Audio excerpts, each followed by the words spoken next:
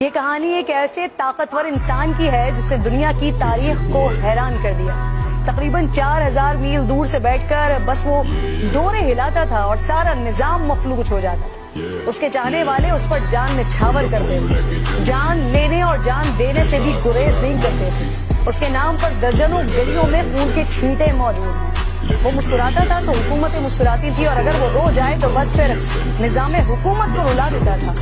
Media جسے حکومت بنانے اور گرانے میں اہم کردار سمجھا جاتا ہے، وہاں بھی صرف ایک فون کال کی دیر ہوتی تھی، ساری خبروں کا رخ ہی بدل جاتا تھا۔ وہ عالمی طاقتوں کے سائے میں تھا، اسے دستانے میں چھپے ہاتھوں کی حمایت بھی حاصل تھی۔ وہ چاہتا تو اسٹاک مارکیٹ کریش ہو جاتا۔ وہ 4000 میل دور سے صرف سوچتا کہ بھلا فیکٹری یا دکان چل کیوں رہی ہے، بس پھر وہ کبھی نہیں چل پاتی۔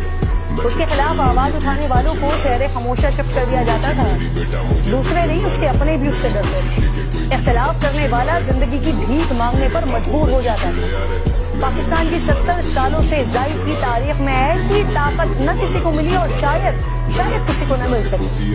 اس کہانی کا آغاز ناظرین تقریباً 40 سال پہلے ہوا، جب اردو بولنے والوں نے الطاف حسین کو اپنا رہبر سمجھا، اسے محبت کا والہانہ اظہار کیا، اس کے کہنے پر ہر خاص و عام ایوان میں پہنچایا، اس کے کہنے پر خاموش ہوئے، اس کے کہنے پر نعرے بلند کیے، اسے وہ عزت اور وہ محبت دی جسے دیکھ کر بڑے بڑے سیاسی رہنما جلن محسوس کیا کرتے تھے۔